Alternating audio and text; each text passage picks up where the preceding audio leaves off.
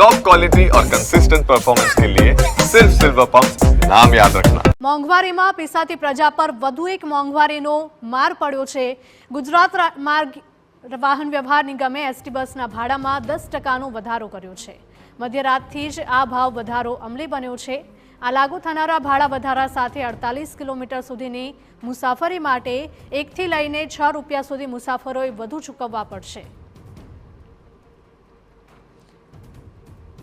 ઉલ્લેખનીય છે કે ઓગસ્ટ 2023ના રોજ એસટી નિગમે 25% સુધીનો ભાડામાં વધારો કર્યો હતો। ત્યારબાદ આ ફરી 10%નો વધારો કરાયો છે। એસટી નિગમના આ નિર્ણયથી રાજ્યના 27 લાખ મુસાફરોને સીધી જ અસર થશે।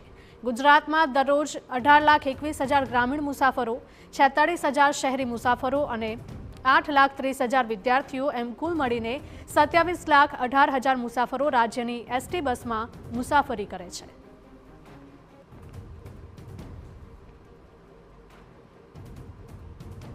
આ ફેરફાર છેલ્લા ઘણા સમય પછી કરવામાં આવે છે। લગભગ 68% જેટલો ભાડામાં ફેરફાર કરવા પાત્ર થાય છે, પરંતુ હાલના તબક્કે માત્ર 10% જેટલો ભાડામાં ફેરફાર કરેલ છે। અને આ ફેરફાર છે એ જે લોકલ બસના મુસાફરો છે એ 85% જેટલા મુસાફરોને માત્ર 1 થી 3 રૂપિયા જેટલો એમાં ભારણ પડે એમ છે।